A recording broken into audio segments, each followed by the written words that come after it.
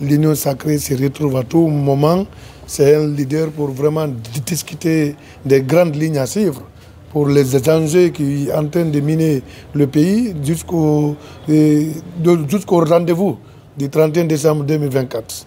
On ne peut pas rester sans se retrouver, se concerter et se donner des idées. Mais vous savez, lorsqu'on propose nos réunions, généralement la presse est saisie et la presse vient pour comprendre. Mais l'essentiel qui est dit aujourd'hui, nous allons continuer à mettre en place les idées dans les 3 commissions et les travaux continuent. Et les jours qui vont suivre, vous allez certainement écouter la déclaration de l'Union sacrée qui va orienter toute la position commune partagée des différents acteurs de l'Union sacrée. Justement, puisque vous n'avez pas convié la presse pour votre réunion, moi je viens de rencontrer certains leaders politiques sur la déclaration des évêques qui, s'il le faut, tirent un bilan plus ou moins sombre sur la façon dont la constitution est conduite. Vous, en tant qu'Union sacrée, quel est votre regard par rapport à cette déclaration? Bon, vous savez, nous avons pris acte de la déclaration. Il faut tout simplement, chacun interprète de sa façon. Ces évêques ont donné leur position. Ils peuvent avoir raison. D'autres personnes également. Et l'Union sacrée, d'ailleurs, c'est dans notre déclaration qu'on dit que le 31 décembre 2024, la transition doit prendre fin. Donc nous pensons qu'aujourd'hui, les autorités de la transition, ils ont une seule chose à faire, c'est de se retrouver tête à tête avec la classe sociopolitique, que ce soit membre de l'Union sacrée ou pas, que tout le monde, qu'on puisse aller sur de nouvelles bases. Parce que lorsqu'on ne table pas, on sera surpris par les événements qui vont suivre. Et je ne vais pas conseiller les CNRD à rester derrière ces civils qui sont en train de les donner des idées, des positions vraiment machiavéliques pour estimer qu'on peut diriger une nation par la force. Non, ça ne marchera pas. Nous pensons que nous avons accepté à un moment donné de venir au cadre des dialogues. C'était pour trouver des solutions. Et on s'est sacrifié. C'est ce qui a d'ailleurs scindé la classe politique en deux. D'autres ont refusé et d'autres ont accepté.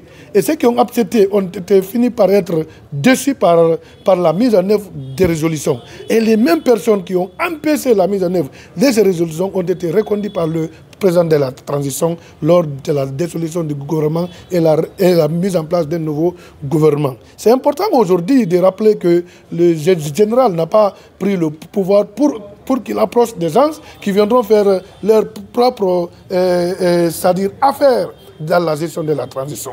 Il a donné une position claire, il a donné la position du CNRD pour la gestion de la transition. Nous le soutenons dans ce sens. Mais lorsque cette position change, il est important qu'on vienne tabler avant qu'il n'y ait prise de position de part et d'autre. Ça a commencé. Raison pour nous d'apporter un conseil simple au président de la transition, c'est de faire en sorte que les acteurs sociaux et politiques et les acteurs du CNRD qui se trouvent aujourd'hui dans cette nation n'ont pas d'intérêt d'aller en affront pour la gestion de la Guinée. Nous sommes tous des fils héritiers de ce pays et nous devons tous prendre à un moment donné des décisions pour le bon fonctionnement de ce pays. Et lorsque cette question n'est pas de mise, il serait important de venir autour de la table pour ne pas être devant des situations auxquelles des étrangers viendront nous demander de se mettre ensemble.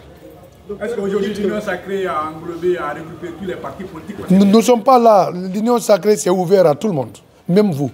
On est l'Union sacrée des acteurs sociopolitiques. Et vous êtes aussi une classe de la vie sociale. Donc, il est important. D'ailleurs, le premier jour, quand on a lancé, il y avait la presse qui était représentée. Parce que n'oubliez pas, il y a eu des musulmans de la presse. Et vous êtes aussi des acteurs qui peuvent communiquer dans ce sens. C'est pourquoi et les syndicats, et la presse, et les acteurs politiques, les acteurs de la société civile sont tous aujourd'hui de l'Union sacrée. Nous allons, dans les jours à venir, pour une déclaration plus claire et plus simple, acceptée de tous les membres de l'Union sacrée. Voilà. Et ce que je vous dis là, c'est la position qu'occupe le docteur Diallo dans l'Union sacrée. Vous dites que c'est une concertation quotidienne. Quelle est la particularité de cette réunion par rapport aux autres? Non, c'est parce qu'on a évolué.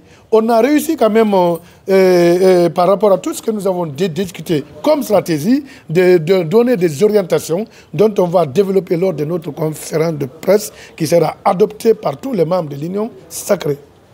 Et moi justement, je voulais juste répondre un peu sur la déclaration des évêques. Il y a quelques points qu'ils ont relevés. Ils disent qu'il y a plus d'interrogations que d'espoir par rapport à la façon dont la transition est conduite. Est-ce que vous avez commenté l'affaire? Bon, non, ils ont codé leur position. Et je ne pourrais pas aussi lire dans leur esprit.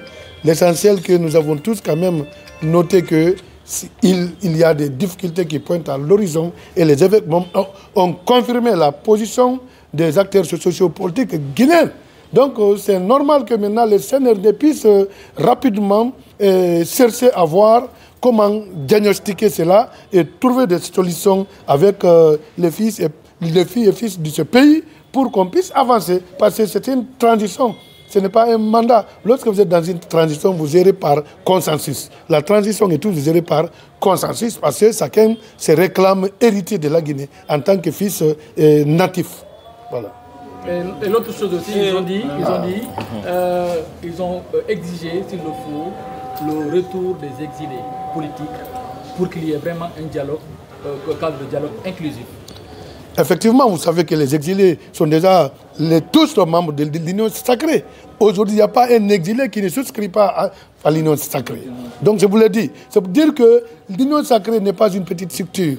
Et nous pensons que c'est une démarche des évêques qui est normale, que le CNRD doit tirer profil pour qu'on puisse aller à de nouvelles bases. Parce que lorsque un Premier ministre s'élève pour dire qu'il aura glissement, comme c'est lui qui a fait le coup d'État le 5 septembre, c'est grave. Et il n'a pas été recadré. Et c'est ce qui fait que c'est nous, la classe sociopolitique.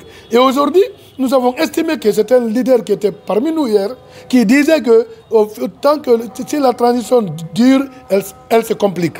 Et c'est le même maintenant qui est en train de compliquer la transition, parce qu'il est aux affaires. Donc je pense que le président a vraiment toutes les réponses pour comprendre les gens auxquels il a eu confiance. Est-ce qu'ils sont en train de faire le travail pour l'aider ou bien ils sont en train de travailler pour l'enfoncer? Et moi je pense qu'il doit prendre sa décision face à son gouvernement, parce que c'est ce gouvernement qui est en train aujourd'hui d'œuvrer par le biais de son chef, qui est le Premier ministre, en train de dérouter complètement. Parce que ce qui n'est pas dans la charte, si tu prends devant le peuple de Guinée, tu es en train de dédire le CNRD. Et le CNRD ne doit pas laisser ça évoluer. Et si le CNRD laisse ça évoluer, c'est-à-dire c'est une façon aussi de cautionner. Et nous pensons qu'on n'acceptera pas que ce pays puisse encore connaître ce qu'on a connu par le passé, les autres transitions. Et cette transition devait être une transition apaisée et qui va faire appel à tous les peuples de Guinée, ses fils et filles, afin qu'on participe pour qu'on puisse aller de l'avant et mettre en place un gouvernement après cette transition qui va continuer sur les œuvres du CNRD et non pour encore détruire les œuvres du CNRD.